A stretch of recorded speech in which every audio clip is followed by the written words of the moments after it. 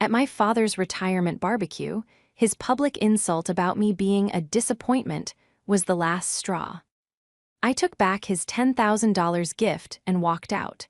But the real shock for my family came the next morning, when they realized the watch was the smallest thing I'd taken back. This is where the story truly begins, and you won't want to miss what happens. Make sure you're subscribed to see it through to the end. We're always curious. Where in the world are you all watching from today? Let us know in the comments. The smell of lighter fluid and overcooked sausages hung heavy in the humid July air, a smell I usually associated with lazy, happy weekends. But not today. Today, the smell was suffocating. I gripped the small, heavy, dark green box in my hand, the lacquer cool against my sweaty palm. I was standing in the center of my parents' backyard, a small patch of unnaturally green lawn that I, of course, paid the landscaping service for.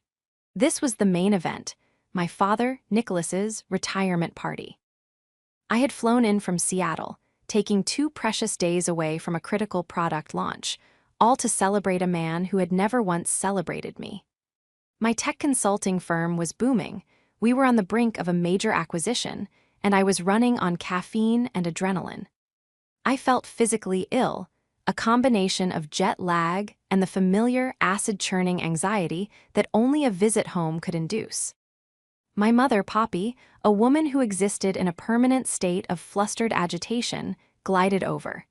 "Vanessa, dear, he's about to make his speech. Come, come." She tugged at the sleeve of my silk blouse, her eyes darting around to make sure the neighbors were watching. I nodded, my smile feeling like a cheap mask. "I have his gift, Mom." "Oh, wonderful," she whispered, her relief palpable. Image was everything. Nicholas stood on the small patio, a glass of scotch in one hand, looking every bit the proud patriarch. At 65, he was a handsome man, his hair still thick and silver, his posture rigid from a lifetime of believing he was the most important person in any room. He had been a civil engineer, a man of slide rules and concrete, and he held a deep, abiding disdain for my new age career in the digital world he refused to understand. He gave a rambling speech about hard work, about real professions, and about the comfortable retirement he had earned. My brother, Ryan, the golden child, stood beside him, beaming. Ryan, 35 and perpetually, in between ventures, worked in finance. A euphemism so vague it covered everything from failed day trading to his current pyramid scheme selling vitamins. When the applause died down, Poppy nudged me forward. "Vanessa has a little something for you, Nicholas." All eyes turned to me. I felt that familiar shrinking sensation. I walked forward and held out the box. "Congratulations, Dad. I wanted to get you something special." He took the box, his movements deliberate. He opened the clasp, and even from a few feet away, I could see the glint of the platinum and steel Rolex. A murmur went through the crowd of neighbors and distant relatives. It was a $10,000 watch. It was excessive. It was a desperate, pathetic attempt to finally buy his approval. Nicholas looked at the watch, then he looked at me. A slow, thin-lipped smirk spread across his face. He raised his voice for the crowd to hear. "Trying to prove something, Vanessa." My stomach bottomed out. The air was sucked from my lungs. "You're still my disappointment." He didn't yell it. He said it with a casual, dismissive chuckle, as if sharing a charming family joke. The crowd tittered unsure, then fell silent. My brother Ryan shifted, looking embarrassed, but not for me, for himself, for being associated with this awkward moment.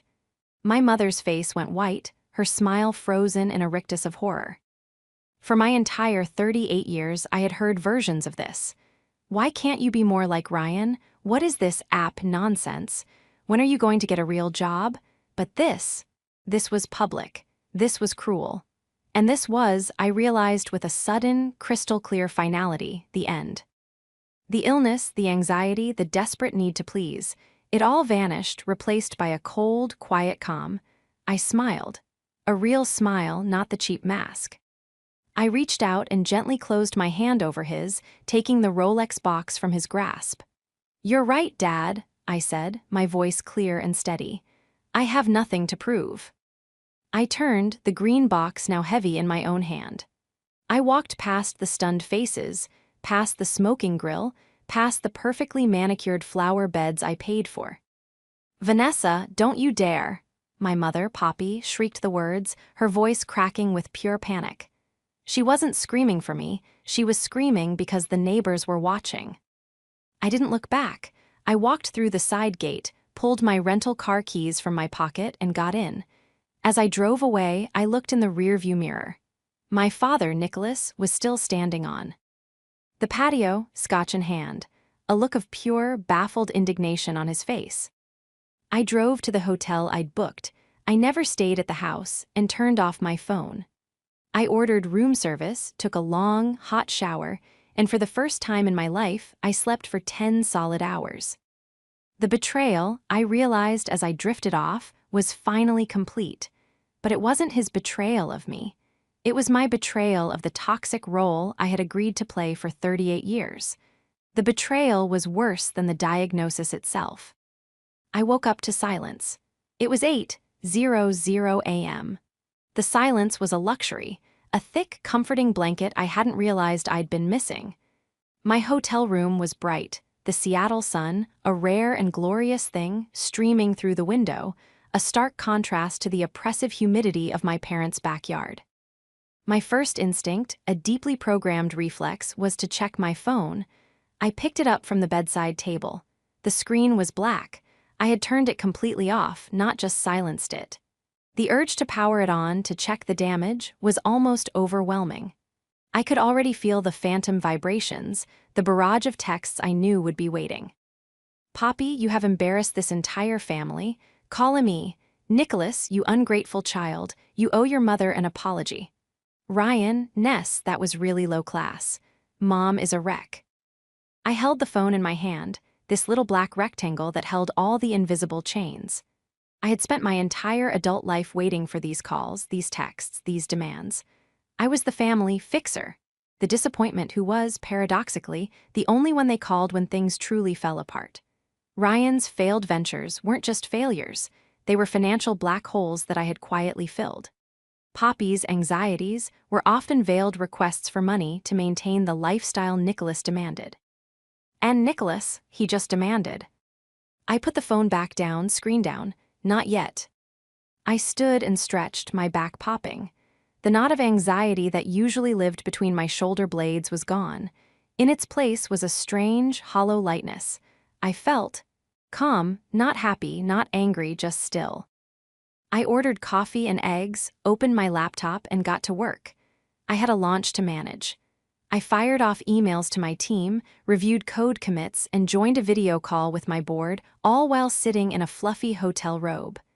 For 3 hours, I was just Vanessa, CEO of a company I'd built from nothing. I was competent, respected, and in complete control.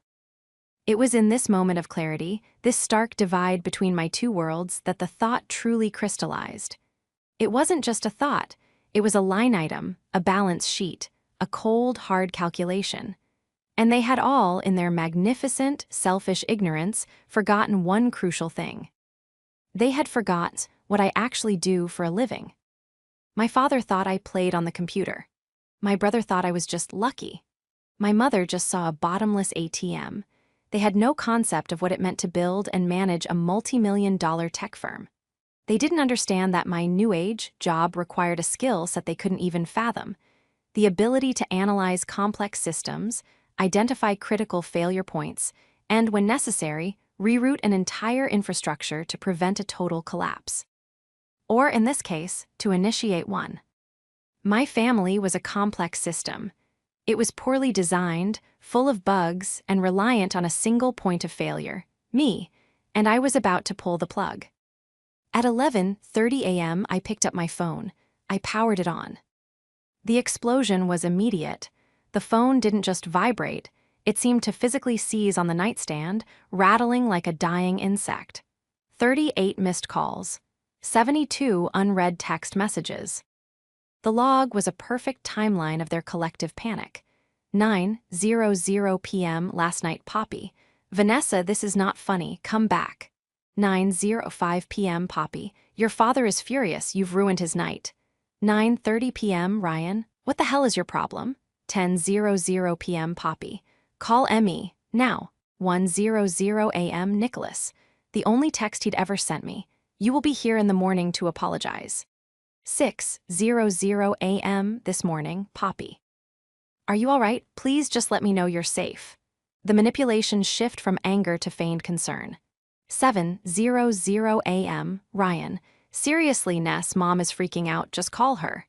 8:00 a.m. 9:00 a.m. 10:00 a.m. The calls became more frequent, more frantic. Poppy. Ryan. Poppy. Ryan. Nicholas. Poppy. But then at 10:45 a.m. the tone changed. 10:46 a.m. Ryan. Vanessa, my card was just declined at the gas station.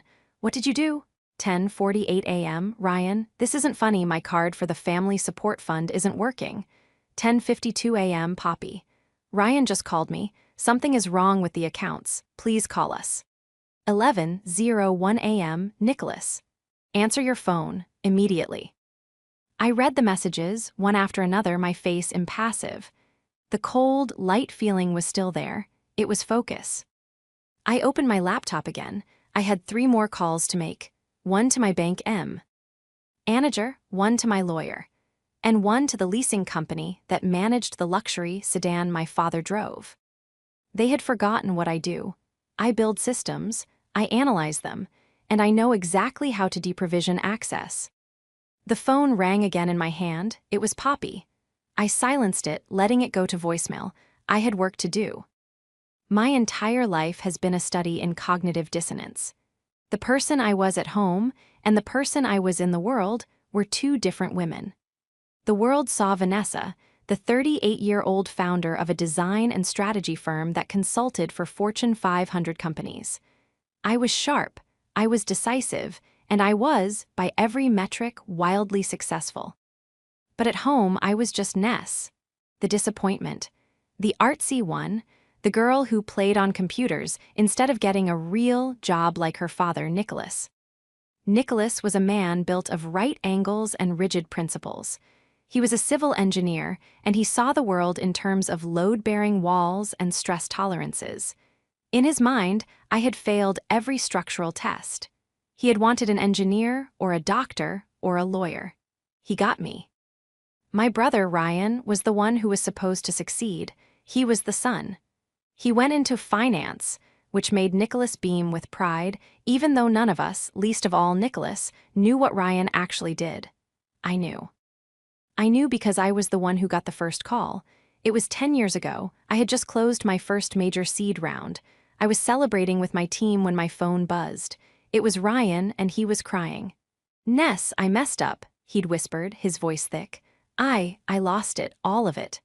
Lost what, Ryan? What are you talking about? The startup money and some of Mom and Dad's. It turned out Ryan, in his first venture, had convinced Nicholas to co-sign a massive business loan, leveraging the family home as collateral. He'd then proceeded to lose it all, and more, on a series of terrible investments. Nicholas and Poppy were a month away from foreclosure. My father, the man of principles, had been played by his own son, and his pride was so immense he couldn't even admit it. He was just quiet, broken. So I stepped in. I was 28 years old. I took the entire, massive seed round I had just raised for my own company, my future, and I paid off the loan. I paid it all. I told my investors I was restructuring and lived on ramen for a year, working 20-hour days to make up the deficit. I never told them, not really, I just took over. I set up a trust. I funneled a portion of my new company's revenue into it. The trust quietly made the mortgage payments. Then it started paying the utilities because I noticed they were always late. Then it paid for the landscaping because Poppy was obsessed with the neighbors. Then it paid for Nicholas's country club dues because his retirement was built on a lie and his pension wasn't enough. Then came Ryan's requests. Ness, could you spot me just until this next deal closes? Ness, my car broke down. Ness, I need a new suit for a meeting. It was easier to just give him an allowance, so I created the Family Support Fund. It was a private bank account linked to a credit card, which I gave to Ryan for emergencies. I set a monthly cap, but the emergencies became weekly. Daily, I'd just sigh, approve the overage, and go back to work. All of this I did in silence. My attempts to prove my worth weren't with $10,000 watches. They were with mortgages, with car leases, with the quiet, invisible scaffolding that held their entire, respectable life together. And in return, I got, "You're still my disappointment." My primary antagonist wasn't just Nicholas. It was the entire, sick system they had built, with him as the figurehead, Poppy as the enabler, and Ryan as the parasite. Poppy was perhaps the most tragic. She knew, on some level she had to know, but her terror of Nicholas's moods, her pathological need for normalcy, made her the perfect accomplice. "Just make peace, Vanessa," she'd plead with me over the phone. "Your father, he's just from a different time, he doesn't mean it." "He does mean it, Mom, that's the whole point. You're successful, we know, but he just wants you to be happy." "He wants me to be him," I'd reply, exhausted. "Or Ryan." And Ryan, the golden child, he was the most insidious of all. He wasn't just a failure, he was a confident failure. He wore his incompetence with a baffling swagger. He'd sit at the Thanksgiving table after I'd just transferred $5,000 to cover his rent and lecture me on my company's risky overhead. "You're spread too thin, Ness," he'd say, tapping his fork on the table. "You need to diversify your assets, like Dad, like me." And Nicholas would nod, mouth full of turkey. "Listen to your brother, Vanessa, he knows the market." My phone buzzed again, pulling me from the memory. It was an email, not from my family, it was from my private investigator. Oh yes, I had forgotten that part. My father's disdain was a given. My mother's enabling was a constant. But Ryan was a liability. And I, as the primary investor in Ryan, Inc., had finally decided to do some due diligence. 2 weeks ago, I'd hired a PI to figure out where all the family support fund money was really going. It wasn't just failed ventures and bad rent.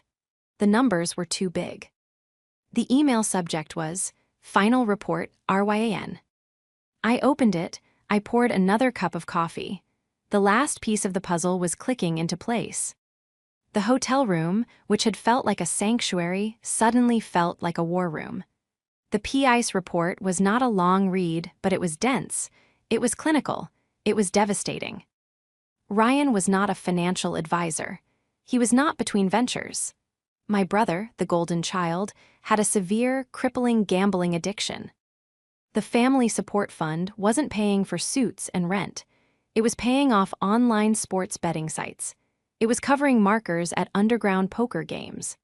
The PI had attached screenshots of threatening texts from bookies, a list of transfers to offshore accounts, and a detailed summary of his debts. The $5,000 for rent I'd sent last month, it had covered about 3 days of his losses. He was in the hole for just over $200,000, and the people he owed money to were not the wait until your next paycheck types. My quiet funding of his life hadn't just been enabling a failure. It had been financing a dangerous and accelerating self-destruction. And he had been using my parents' good name and my money as his shield. The cold calm I'd felt earlier was gone. It was replaced by a white-hot, focused rage. The betrayal wasn't just the insult at the barbecue. It was the decade of lies. It was the manipulation. It was the fact that they had all of them, treated my hard-earned success as a utility, a natural resource to be plundered. I had been a fool, I had been a victim, and now I was done. This was no longer a family squabble. This was a hostile takeover, and I was shifting from a passive, wounded party into a strategist. My clever trap wasn't something I had to set. It was a trap that was already sprung. The only thing I had to do was stop holding it open. The leverage I had wasn't a secret document or a hidden piece of knowledge. My leverage was gravity. I had been the only thing holding them up, and I was about to step aside. I picked up my phone. My fingers flew across the screen, not in anger, but with the precise, detached efficiency of a surgeon. First call, my personal wealth manager at the bank. "David, good morning, it's Vanessa."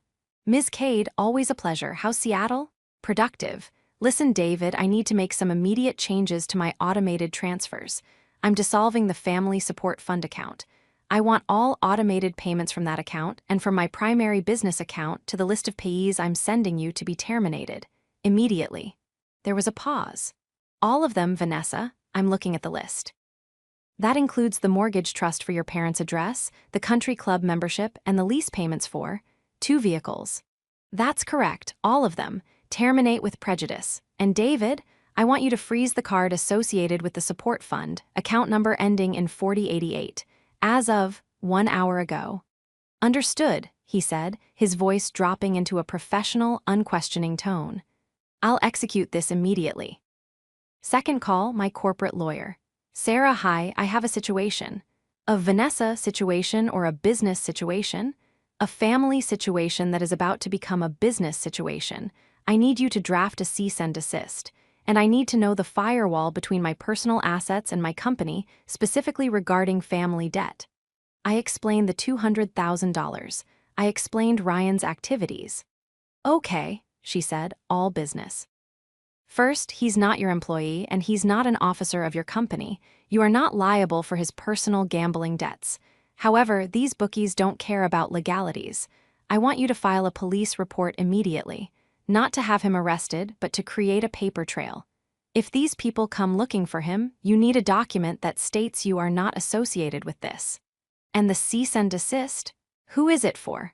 My brother, Ryan.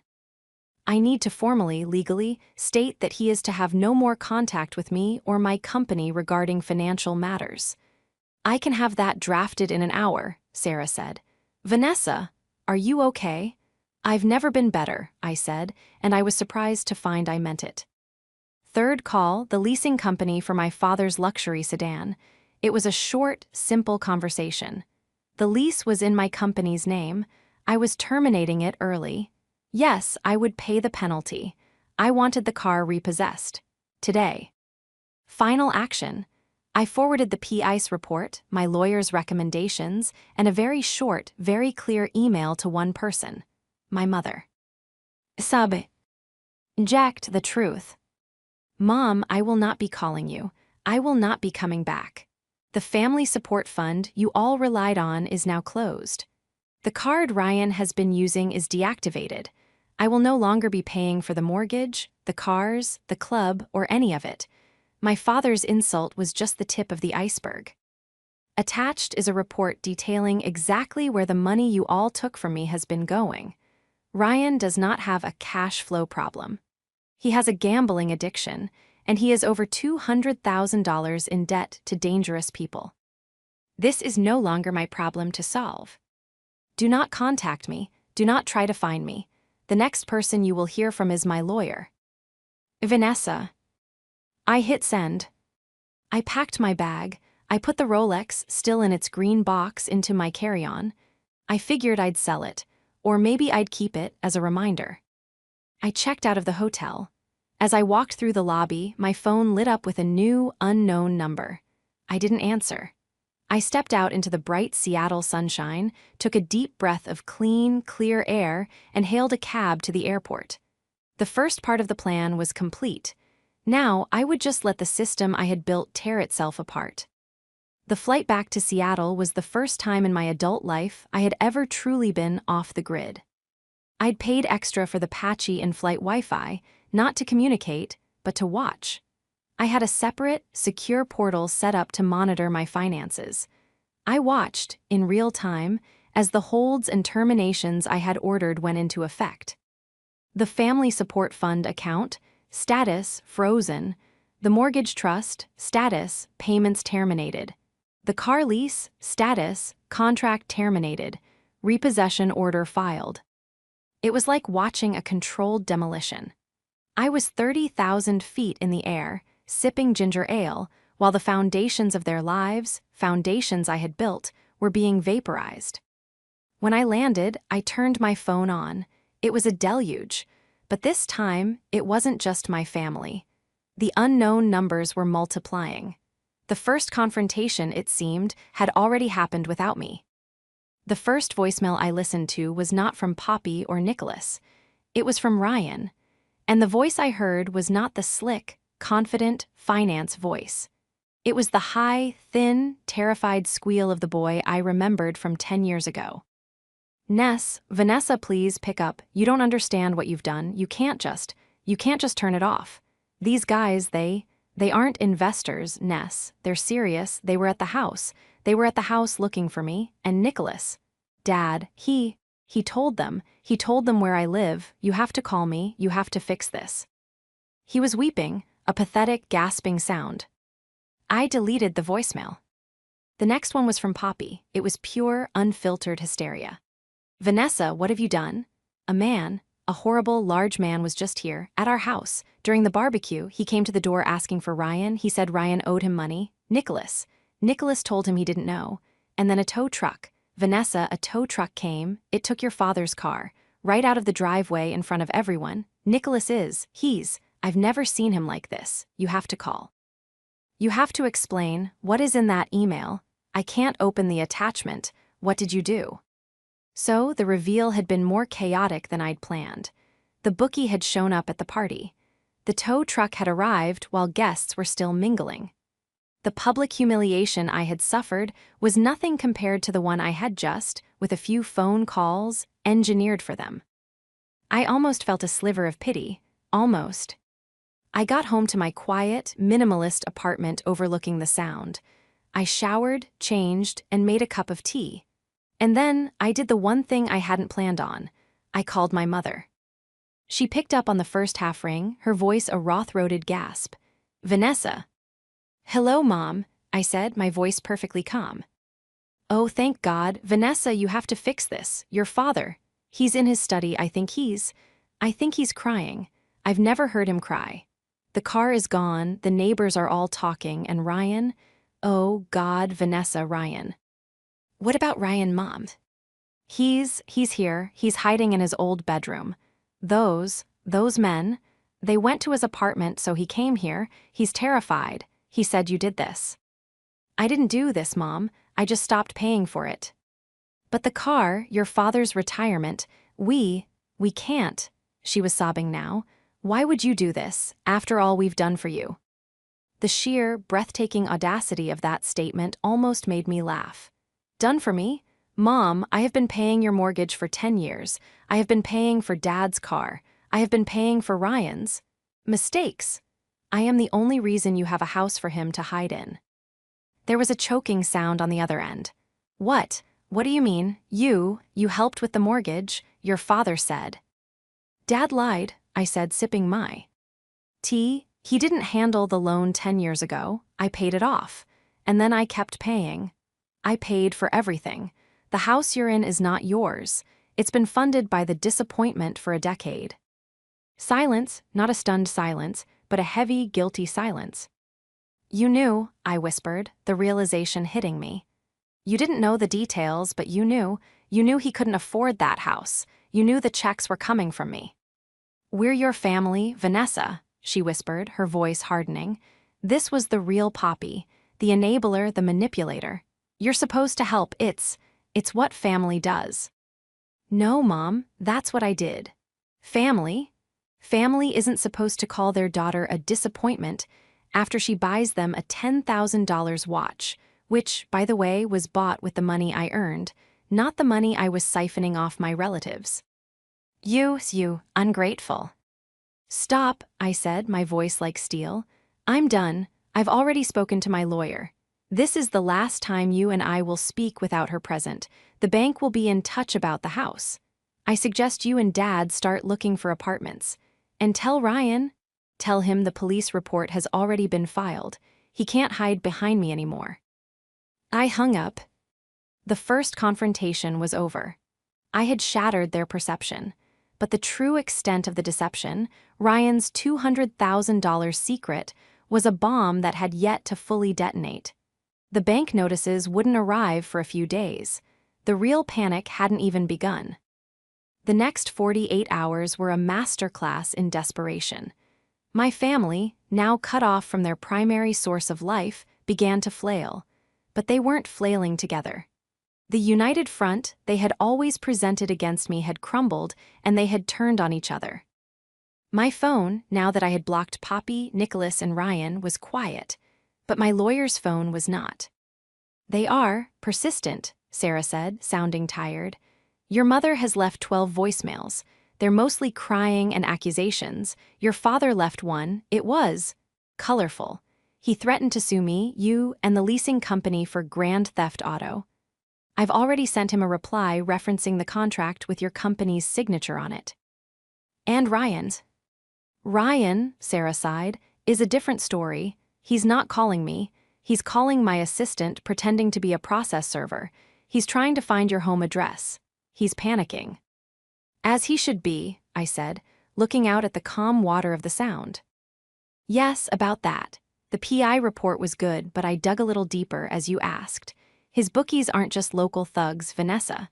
The offshore accounts he was wiring money to, they're part of a much larger, very organized syndicate. The $200,000, that's just what we know about.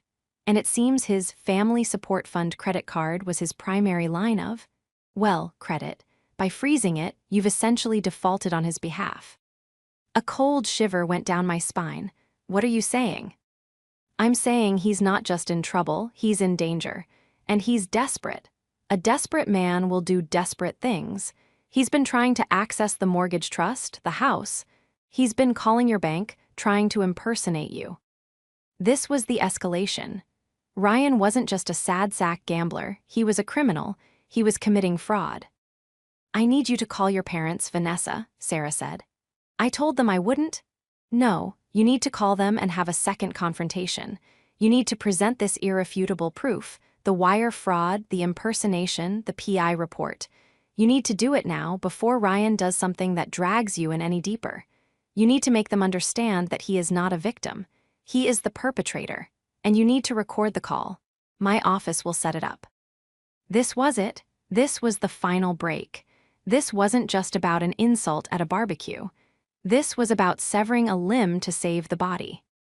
Sarah set up a 3-way, recorded conference call. I unblocked Poppy's and Nicholas's numbers for 1 hour. I dialed. Nicholas answered, "What? It's Vanessa. I have my lawyer Sarah on the line. This call is being recorded."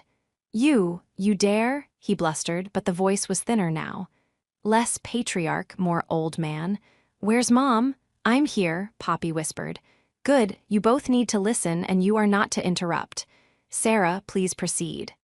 "Mr. and Mrs. Cade," Sarah's voice was crisp and devoid of emotion. "We are calling to inform you of several irregularities that have come to our attention, specifically regarding your son, Ryan." "What about Ryan?" Poppy asked, her voice trembling. He's not well." "Your son is a criminal, Mrs. Cade," Sarah said flatly. "In the last 48 hours, he has attempted to access Ms. Cade's personal bank accounts via fraudulent misrepresentation. That's a federal crime. He has also incurred over $200,000 in gambling debts, which he has attempted to secure by illegally using Ms. Cade's financial instruments." "Lies," Nicholas roared. He has a cash flow problem, it's that woman he was seeing." "Dad," I said, my voice cutting through his, "it's not a woman, it's a bookie, and I have the receipts. Sarah, please send them the file. Now." I heard the ping of an email notification on their end. I had sent the PI report, the bank statements showing the wires to offshore accounts, the audio file from my bank's fraud department of Ryan trying to pass himself off as Vanessa Cade. I heard Poppy gasp, Oh, Nicholas." There was a long, long silence. I heard a muffled click. Nicholas had opened the audio file. They were listening to their golden child, his voice pitched high in a terrible imitation of mine, trying to convince a bank manager to please, just transfer the funds, I'm in a hurry. The sound of my father's breathing was ragged. He's a gambler, Dad," I said, the anger gone, replaced by a deep, profound exhaustion. "He's a fraud, and for 10 years I have been cleaning up his messes. For 10 years you've been calling me the disappointment while he was robbing all of us. I stopped paying, that's all. I stopped paying and the entire house of cards fell down." "So what now?" Poppy cried. Are you sending him to jail?" The terror in her voice was for him, it was always for him. I'm not doing anything, I said. That's the point, I'm out. The bank will be serving you foreclosure papers on the house. The trust is dissolved. Your car is gone. Ryan's associates are his problem. What you do now is up to you. But my money, my company, and my life are no longer yours to use. Sarah, do you have anything else to add? Yes, Sarah said. Mr. and Mrs. Cade, a cease and desist is on its way to your home, effective immediately for all three of you. Any further contact will be considered harassment. We are done here. We hung up. The spell was broken. The irrefutable proof had been delivered. The golden child had been exposed, not by my accusations, but by his own recorded actions. The silence that followed in my apartment was, for the first time, truly peaceful. A week passed, a week of absolute, blissful silence. I had my lawyer's office filter everything. I went to work. I closed the acquisition. My company, my real life, was thriving. I felt lighter than I had in years. The weight of my family had been an anchor I hadn't even realized I was dragging. Then I got an email. It wasn't from my family. It was from my aunt, my father's sister, a woman I'd always liked but who lived on the other side of the Nicholas is always right fence. Subject, your father. Vanessa, I don't know the whole story, but I know bits of it. Your mother is a wreck. Your father is a ghost. They're having a family meeting at the house on Sunday before the bank repossesses it. Your mother's words. I think you should be there. Not for them, for you. I stared at the email. A family meeting. A public showdown. A final, dramatic attempt to guilt me into submission. They were going to sell the house and they were having one last, what? A wake. I booked a flight. I didn't tell them I was coming. I let myself in the front door, my key still worked, at 2:00 p.m. on Sunday. The house was a disaster. Boxes were everywhere. The furniture was in disarray. It was a house that had been ransacked, not packed. They were in the living room. Nicholas, Poppy, and Ryan, they looked terrible. Nicholas, who had always been so proud of his appearance, was in a stained bathrobe, his silver hair uncombed. Poppy's eyes were red and swollen, her face a puffy mask of misery. And Ryan looked like a cornered animal. He was vibrating with a strung-out, desperate energy. They all froze when they saw me. Vanessa, my mother whispered, as if seeing a ghost. You have no right to be here, Ryan shrieked, jumping to his feet. You did this. I paid for this, I said, my voice echoing in the half-empty room. I was holding a single, thick, leather-bound binder. I paid for this sofa. I paid for this rug. I paid for the roof over your head. And since you're all here, I thought it was time we went over the final accounting. I was no longer the daughter. I was the CEO. This was an exit audit. What is this? Nicholas said, his voice a gravelly rasp. This, I said, dropping the binder on the coffee table with a heavy thud, is the last 10 years of my life. And yours. I opened it to the first tab. Let's start with the house. In 2014, when Ryan's first venture failed, you were 30 days from foreclosure. Here is the bank statement showing my wire transfer of $120,000 to clear the lien. And here, and here, and here are the 120 subsequent mortgage payments I made on your behalf. Total contribution, $388,400. Poppy let out a small, strangled sound. Next, I flipped the page. The cars, Dad, your retirement. Sedan, a company lease. Here's the contract. Total cost to my firm, $42,000. And Mom, your little runabout, also me, $28,000. But the country club, Nicholas whispered, his eyes wide. He was looking at the numbers, the concrete, irrefutable data. I was finally speaking his language. Page 3, your dues, your bar tabs, your golf games, all paid from the family support fund. Total, $61,000. You kept records. Poppy was horrified. Of course I did, I said. I'm a businesswoman, I track my expenditures. And then I turned to the last tab, the thickest one, and then there's Ryan. Ryan, who had been sinking into the couch, tried to stand. You You can't. I can, I said, my voice dropping. This isn't just about failed startups, Ryan. This is about fraud. This is about addiction. This, and I pulled out a single sheet, is a summary from the PI I hired.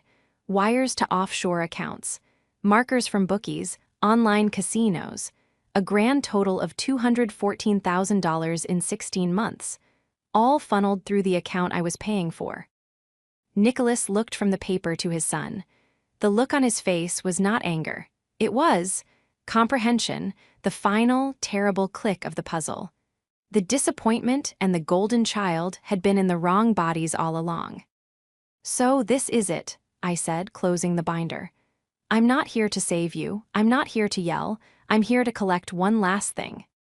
I walked over to the mantelpiece, where a framed photo of me, Ryan, and our parents sat. A happy family, frozen in a lie. I took the photo out of the frame. No, wait, Poppy started. But it was Ryan who made the final, triumphant move. He had been watching his father's face. He had seen the shift. He knew in that moment that the con was over. He grabbed the binder, he held it up. So what? So you paid, that's what you do, you pay, you think this paper, makes you better than me. Yes, I said. And Nicholas, my father, the rigid, unbending man, finally, looked at his son, and he saw him. You, Nicholas said, his voice a quiet rumble, you are a thief. Ryan froze. He looked at his father, his face crumbling. Dad. You're not my son, Nicholas said, standing up. He was shaking. You let me, call her. He couldn't finish. He pointed a trembling finger at the door. Get out. But Dad, I have nowhere to go, she cut me off. Get out, Nicholas roared, and in that moment I saw the man he could have been. Ryan, in a final, pathetic act, threw the binder at the wall. Pages of his deceit flew everywhere, and then he ran. He grabbed his coat, tore open the front door, and was gone. The showdown was over. It wasn't a bang, it was a whimper. In the silence that followed Ryan's exit, the only sound was the rustle of papers as they settled on the floor. Poppy was weeping silently into her hands. Nicholas stood, breathing heavily, staring at the empty doorway. He looked 20 years older than he had at his retirement party. I knelt and began gathering the pages. My spreadsheets, my receipts, my proof. Leave it, Nicholas said. I looked up. He was looking at me, really looking at me for the first time. He started. He held out a trembling hand, not to me, but to the room, to the boxes, to the mess. All this time. Yes, I said. I stood up, the binder in my hand. All this time. I didn't expect an apology. I didn't want one. It wouldn't have been real. It would have been a last-ditch attempt to fix his new problem, the same way my Rolex was an attempt to fix my old one. The house, he said, his voice flat. The bank, is it? It's real, I said. The foreclosure is proceeding. The trust is dissolved. You'll have to make arrangements. He nodded, a single, sharp jerk of his head. He had lost his son, his house, his car, and his pride, all in 1 week. He had nothing left to be arrogant about. He was just a broken old man in a bathrobe. I looked at Poppy. Mom. She looked up, her face a ruin of tear-tracked makeup. I'm not coming back, I said. This is it. This is the end. Vanessa, please, she whispered. We're your family. No, I said, and the word was final. You're the people I was related to, my family, my real family, are the people I built in Seattle, my team, my friends, the people who respect me. I walked to the front door. I didn't look back. I closed it gently behind me. The aftermath was quiet.